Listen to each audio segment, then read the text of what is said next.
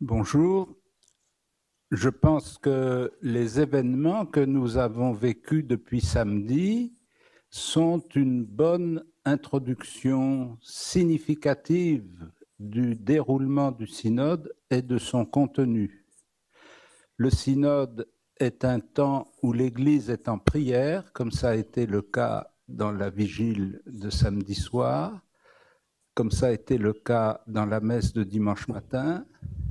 Le synode est un temps où l'Église est réunie, comme nous l'avons vécu ce matin autour du pape, et le synode est un temps où l'on avance ensemble, où l'on marche ensemble. Et donc, ces trois moments de la prière, du rassemblement et de la mise en route sont une sorte de portail qui nous donne à penser ce que vont être ces 3 semaines de synode. La première impression très forte qui m'a habité ce matin, ça a été d'une part de percevoir d'une façon peut-être exceptionnelle la grande diversité des participants, diversité de continents, diversité d'églises, puisqu'il y a des représentants des églises orientales et de l'église latine, diversité d'âge, diversité d'expérience, et tout cet ensemble dont il peut paraître improbable qu'il arrive à se mettre d'accord sur quelque chose, est rassemblé autour du pape avec comme instruction, celle qu'il avait donnée déjà au moment du synode de 2014 et qu'il a redonnée aujourd'hui, l'instruction que nous abordions ce temps d'une façon ouverte, c'est-à-dire que nous soyons ouverts à Dieu qui veut nous conduire. C'est ce que nous faisons par la prière, par la méditation de la parole de Dieu. Que nous soyons ouverts les uns aux autres, c'est le style du dialogue que nous devons essayer de vivre, et que nous soyons ouverts à la réalité de ce que vivent les familles et que nous percevons, que nous avons perçu et sur quoi nous travaillons à partir des comptes rendus que nous avons rassemblés au cours de l'année écoulée. Voilà, c'est une première impression que je voulais vous livrer.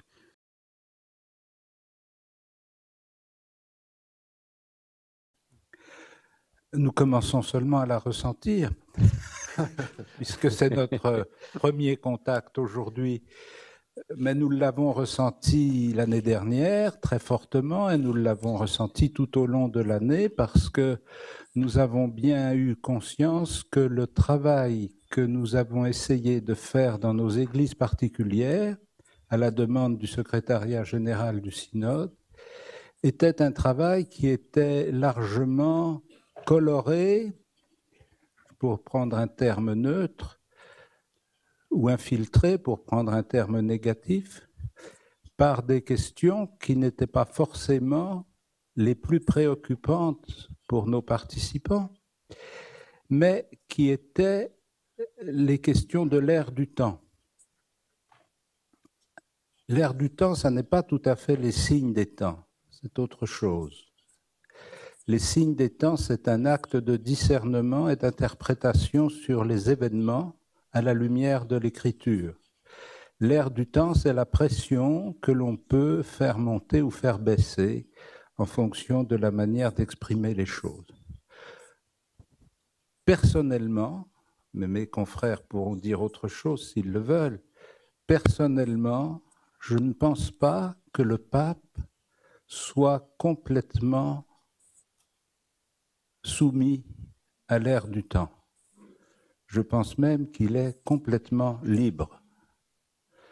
Personnellement, j'ai 73 ans, dans 2 ans je serai retiré de ma charge, je n'ai vraiment rien à perdre. Et donc, je n'ai aucune crainte à ne pas être en symphonie avec l'ère du temps. et je reste très libre devant ce que j'entends. C'est plutôt par compassion pour votre situation difficile. Si vous êtes venu à Rome avec l'idée que vous alliez repartir avec un changement spectaculaire de la doctrine de l'Église, vous allez être déçu. Et il n'y avait pas besoin de rassembler un synode pour affirmer ça, il suffisait d'écouter le pape semaine après semaine au cours de ses audiences du mercredi pendant toute l'année écoulée.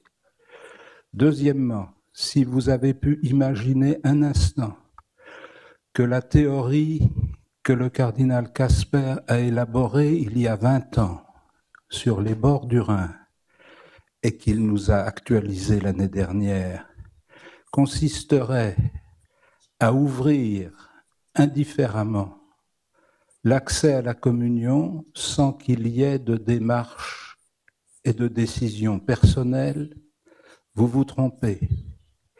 Et donc, il n'est pas question d'imaginer et d'attendre que le synode recommande au pape de prendre une disposition générale qui éviterait d'affronter la question de la liberté individuelle des personnes. S'il y a un chemin à ouvrir, c'est un chemin qui suppose un engagement personnel et donc une liberté personnelle.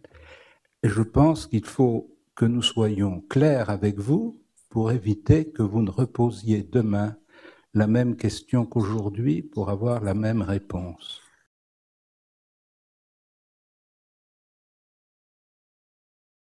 Je peux vous répondre à partir de mon expérience. Dans le diocèse de Paris, j'avais invité les paroisses qui le souhaitaient à constituer des équipes synodales pour travailler sur la relation du synode du mois d'octobre dernier.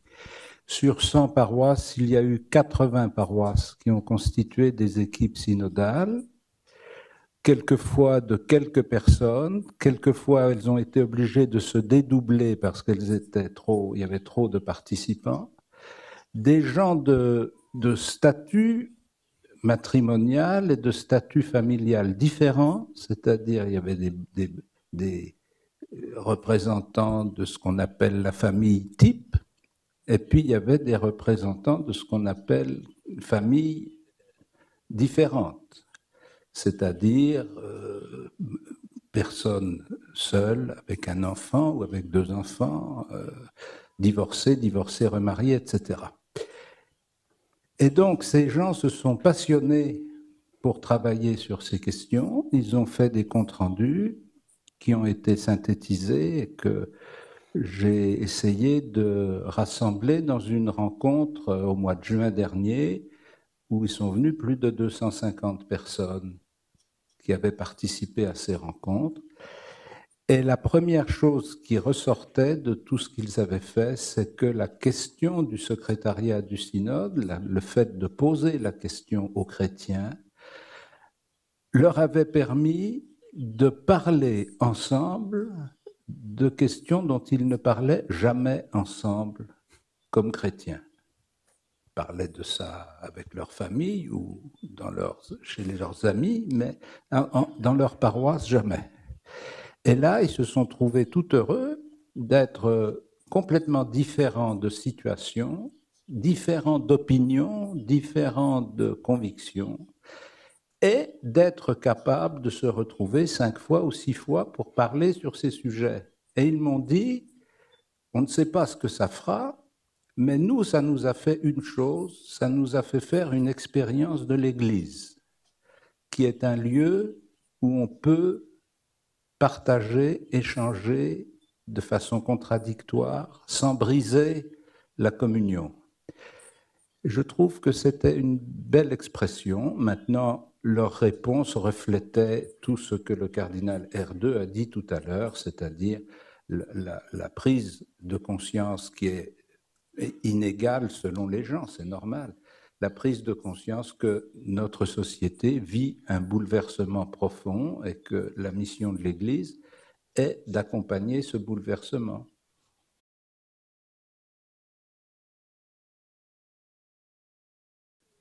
Si nos expériences ne sont pas pertinentes, on ne peut pas évoquer l'expérience du sous-secrétaire de la Commission pour la doctrine de la foi. Si vous l'évoquez, c'est donc qu'il a une expérience pertinente. Et donc que nous avons tous, vous comme nous sommes tous membres d'une famille. Nous sommes nés de quelqu'un, nous vivons dans un tissu de solidarité naturelle avec des hommes et des femmes qui sont nos parents, nos frères et sœurs, nos neveux, nos petits-neveux et nos petits-cousins. Que nous soyons célibataires, c'est une chose qui arrive à une proportion fort importante de nos contemporains qui ne sont pas exclus de leur famille parce qu'ils sont célibataires. Ils continuent d'être membres d'une famille.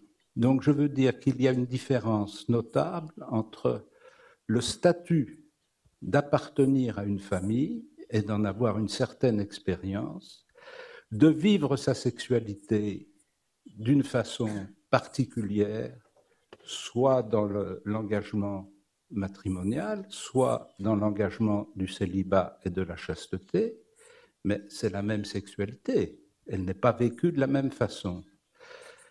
Ça veut dire qu'il y a un ensemble d'éléments constitutifs de l'expérience humaine qui est le même pour tous. Ce qui fait la différence, c'est que nous n'avons pas l'expérience de la vie quotidienne, des contraintes quotidiennes de la vie familiale, du choc des personnes, etc., etc. C'est vrai, mais ce n'est pas parce qu'on n'a pas cette expérience qu'on n'a aucune expérience. Et ce n'est pas parce que telle ou telle personne de notre noble corps déraille par rapport à la règle que ça rend inaudible ce que l'on peut dire. Nous ne sommes pas les porte-paroles des individus qui composent le corps ecclésial. Nous essayons d'être à l'écoute de la parole de Dieu, de la mettre en pratique comme nous pouvons, avec nos faiblesses et nos pauvretés, mais ni nos faiblesses ni nos pauvretés ne nous dispensent de ce que nous devons faire. Pas plus que la faiblesse ou la pauvreté d'un mari vis-à-vis de sa femme et de ses enfants, ou d'une femme vis-à-vis de son mari et de ses enfants, ne disqualifie la parentalité et le mariage. Ce n'est pas parce qu'il y a des époux infidèles que la fidélité est une mauvaise chose. Donc, nous essayons d'avancer avec modestie, mais avec confiance, parce que nous savons que ce que nous portons dépasse nos propres capacités, nos propres forces.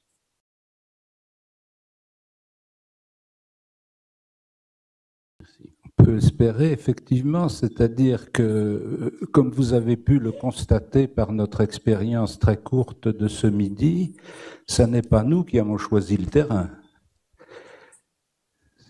C'est vous. Ce n'est pas nous qui avons orienté la discussion et les questions, c'est vous. Et donc, ça veut dire que probablement, il y a sans doute dans cette salle plus de journalistes occidentaux que de journalistes africains, et qui représentent moins de population que ne le représenterait un journaliste africain. Mais c'est comme ça. Nous sommes dans un système économique qui est tel que c'est plus facile d'avoir un réseau de presse en pays développé qu'en pays en voie de développement. Maintenant, sur ce que vous dites, nous avons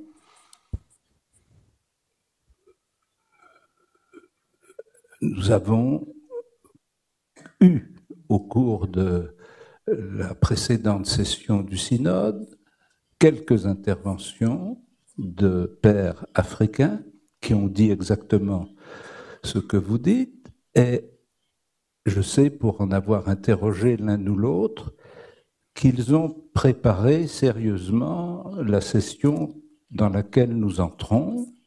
J'espère, en tout cas, je les ai encouragés. J'espère qu'ils auront la force de dire ce qu'ils ont préparé. Car il ne suffit pas qu'ils aient bien travaillé, il faut encore qu'ils puissent partager leur travail. Tout à l'heure, une d'entre vous a évoqué la vision nucléaire de la famille occidentale. C'est une vision tout à fait partielle et limitée dans l'univers. Et il y a parmi les pères du synode un certain nombre d'entre nous qui sont témoins d'une autre expérience familiale. Et il faut que ces témoignages puissent apparaître. Maintenant, quand on a dit tout ça, il faut encourager le cardinal R2, c'est-à-dire prendre conscience que les bouleversements auxquels notre société est confrontée ne sont pas simplement des bouleversements occidentaux. Je veux dire que les événements ou les causes qui mettent en branle des millions d'Africains dans les migrations intra-africaines ne viennent pas de la conception occidentale de la famille. Ce sont des réalités qui débordent notre limite culturelle et qui trouvent aussi des conséquences sur les familles africaines, comme aussi la grande migration de jeunes Africains vers les métropoles africaines brise quelque chose de l'expérience familiale africaine. Et donc, ces bouleversements socio-économiques ne sont pas simplement des bouleversements occidentaux, sont des bouleversements culturels beaucoup plus larges. Et je pense qu'il faut que nous soyons conscients que même si on part d'expériences différentes, les expériences familiales différentes sont soumises à des forces de désagrégation qui ne sont pas les mêmes, mais qui ont les mêmes effets. Et donc, c'est un aspect important qu'il faut que nous ayons présent à l'esprit.